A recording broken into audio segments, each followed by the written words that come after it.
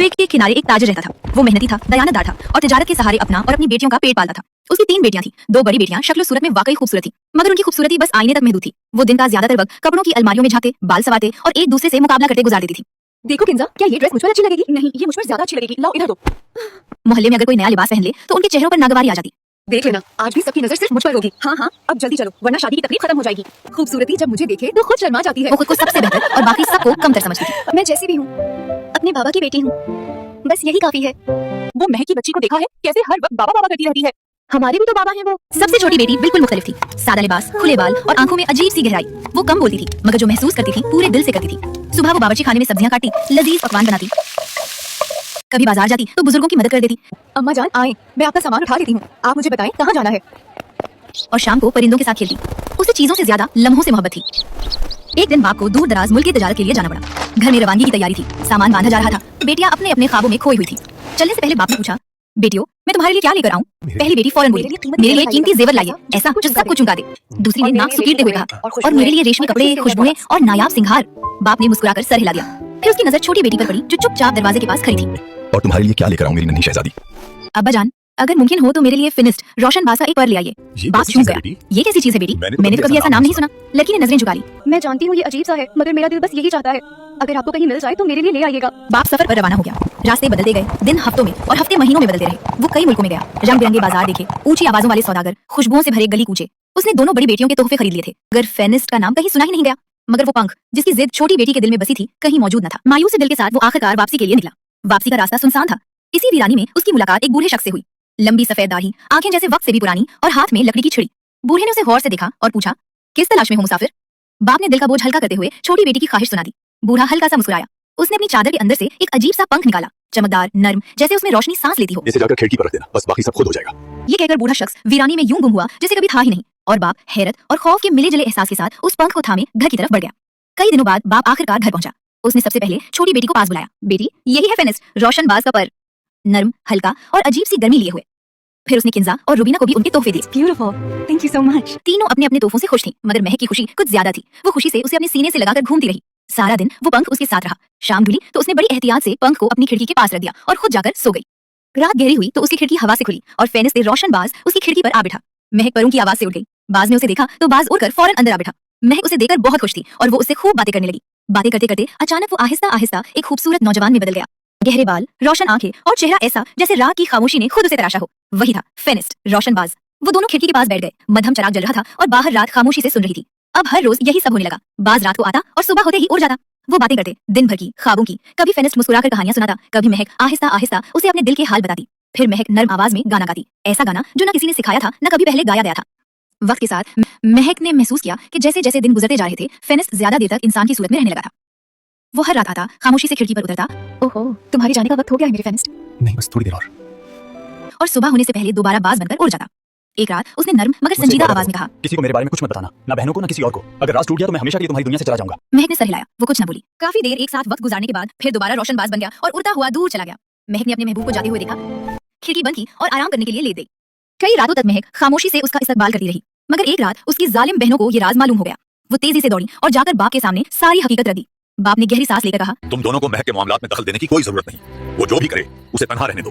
एक रात जब फेनिस के आने का वक्त करीब था, बड़ी बहनों ने खिड़की के किनारे चाकू और सोया रख दिए। फिर छुपकर बैठ गई ताकि देखें आगे क्या होता है। लेकिन छोटी बहन को जरा भी शक न हुआ। उसने हस्बे मामूल नन्हा पंख खिड़की के किनारे रखा, फिर अपने बिस्तर पर लेट गई और गहरी नींद सो गई। जैसे ही फेनिस बाज की शक्ल में उतरा, उसके पैर बुरी तरह जख्मी हो गए, मगर वो गहरी नींद में सोई रही और कुछ न सुन सकी। बाज ने कहा, अगर तुम्हें मुझसे मोहब्बत हो तो मुझे तलाश करना। तुम तभी मुझे पा सकोगी जब 3 जोड़े लोहे के जूते घिस जाएं, 3 लोहे के असा थकन से टूट जाएं और 3 लोहे की टोपियां वक्त के हाथों फट जाएं। ये कहकर वो उड़ गया।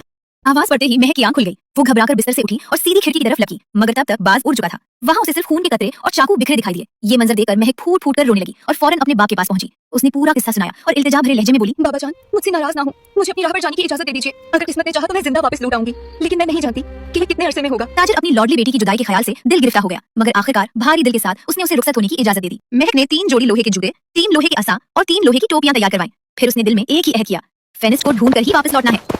वो कदम ब कदम अपनी मंजिल की तरफ बढ़ती रही। सब खेतों को पीछे छोड़ती, घने जंगल की तारीक राहों में दाखिल होती और पहाड़ों की चोटियां चढ़ती गई। रास्ते में परिंदों की सुरीली आवाजें उसके दिल को नरम कर देती। नदियों का ठंडा पानी उसे ताजा बन कर देता। हैरत की बात ये थी कि उसके सफर में कोई भी दरिंदा उसे तकलीफ ना दे सका। जंगली जानवर और परिंदे उसके करीब आकर उसका साथ देते। चलते चलते महक के लोहे के जूतों में से एक जोड़ी घिस गई। एक लोहे का असा टूटकर 2 टुकड़ों में बट गया और एक लोहे की टोपी फटकर टुकड़े हो गई।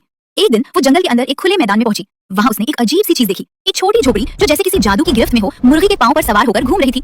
महक ने झोपड़ी से कहा, ए छोटी झोपड़ी सुनो, दरख्तों की ऊंट में छुप कर रहो। अब अपनी नजर मेरे दिल की तरफ मोड़ दो और फिर मुझे देखो। झोपड़ी ने फौरन ऐसा ही किया। दरख्तों की तरफ पीठ की और फिर महक की तरफ मुंह कर लिया। महक झोपड़ी के अंदर गई तो वहाँ एक अजीब सी बू और सन्नाटे के बीच बाबा यागा बैठी एक सोने के चरखे पर सोत काट रही थी। जैसे ही उसने महक को देखा, वो चेहरे पर तंजिया मुस्कुराहट लिए बोली, ए लजीज लड़की, तू कौन है, कहाँ से आई है और ये मुश्किल सफर किस मकसद से कर रही है? महक ने डरते हुए मगर साबित कदमी से सारी कहानी सुना दी और कहा, दादी अम्मा, मेरे पास फेनिस बाज था, रोशन पुरू वाला, मगर मेरी बहनों ने उसे नुकसान पहुंचाया। अब मैं फेनिस रोशनबाज को ढूंढ रही हूँ। तुम्हें बहुत दूर जाना होगा प्यारी, तुम्हें 3 बार 9 मुल्कों से गुजरना होगा। फेनिस रोशनबाज 50वीं सल्तनत में रहता है, उसिया सीवे रियासत में। बाबा यागा ने अपनी आंखें तेज करके कहा, और वहाँ मेरी बहन की हुकूमत है, एक ताकतवर जादूगरनी जिसने फेनिस को एक खास मशरूब पिलाया और उससे मंगनी कर ली। महक बहुत परेशान हो गई। फिर बाबा यागा ने लड़की को खाना खिलाया और फिर उसे सोने के लिए बिस्तर पर लिटा दिया। सुबह जैसे ही रोशनी फैलने लगी, उसने उसे जगाया और एक कीमती तोहफा दिया। ये रास्ता आसान नहीं, तू बाबा यागा की बहनों के इलाके में दाखिल हो चुकी है। ये चरखा ले जा, मैं बस तुझे यही दे सकती हूँ। महक ने हैरत से पूछा, और ये क्यों? बाबा यागा ने संजीदगी से जवाब दिया, तू बस उस चरखे को हाथ में पकड़ना, ये खुद ब खुद सोने का धागा काटने लगेगा। मलका के महल पहुंचकर वहां तू नुकरानी के रूप में काम करेगी। याद रहे, उसको कभी बेचना मत। बस कह देना कि तुम्हें फेनिस बाज से मिलने की इजाजत चाहिए। अब जा और मेरी छोटी बहन से मिल। महक ने उसे संभाला और फिर से अपने सफर पर निकल गई।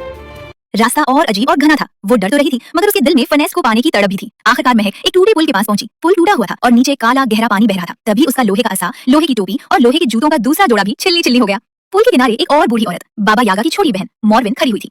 हाथ में एक खूबसूरत चांदी की कंघी लिए अपने बालों में फेर रही थी। दादी अम्मा, मैं फेनिस बाज को तलाश कर रही हूँ, क्या आप रास्ता बताएंगी? तो क्या तू मेरी प्यारी चुड़ैल बहन बाबा यागा के पास जा चुकी है? जी हाँ भी अम्मा, मैं जा चुकी हूँ। अच्छा, बहुत अच्छा। फिर मैं भी तेरी मदद करती हूँ।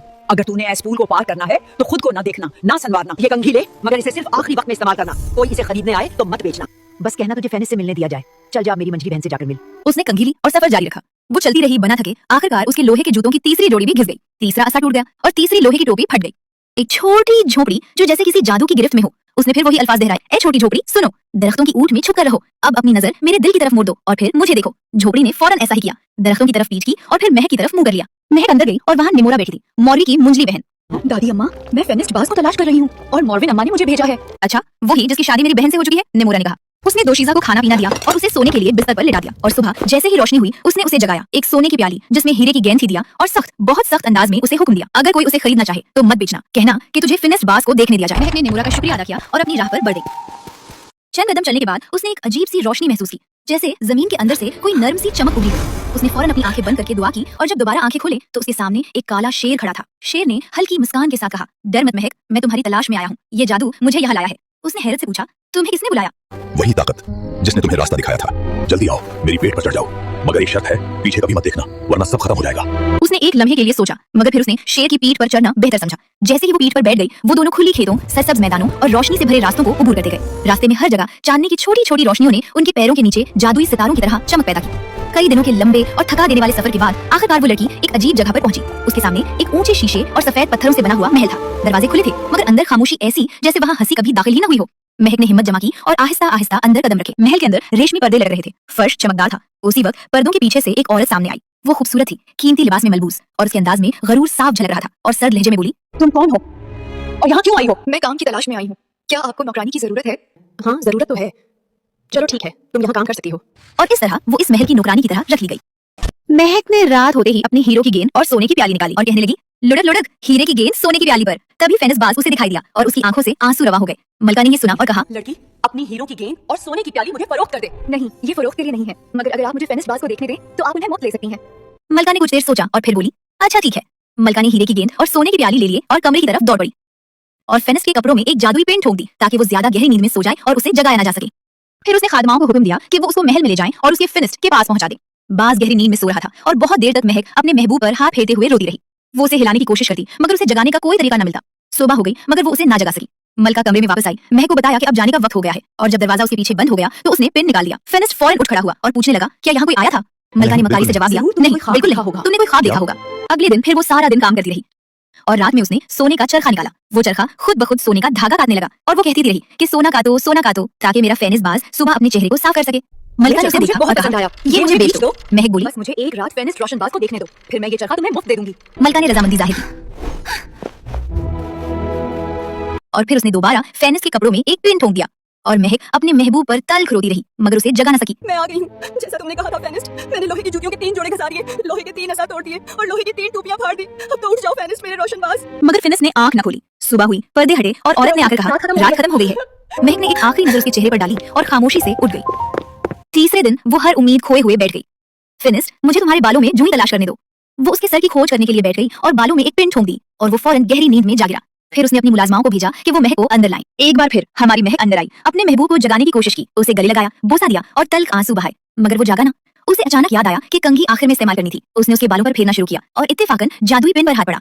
फिनिस फौरन जाग उठा। उसने खूबसूरत लड़की को देखा और दोनों खुशी से झूम उठे। उसने उसे सारी बात बता दी, कैसे बदल बहनों ने उससे हंसत करना शुरू किया, कैसे वो भटकती रही और कैसे उसने मलका के साथ सौदेबाजी की। वो उससे पहले से भी ज्यादा उससे मोहब्बत करने लगा और फौरन हुक्म दिया कि तमाम सल्तनतों के तमाम शहजादों और आला मर्तबे के लोगों को इकट्ठा किया जाए। जब हुजूम जमा हो गया तो उसने उनसे पूछा, तुम्हारा फैसला क्या है? मुझे अपनी सारी जिंदगी किस बीवी के साथ गुजारनी चाहिए? उसके साथ जिसने मुझे बेचा या उसके साथ जिसने मुझे खरीदा?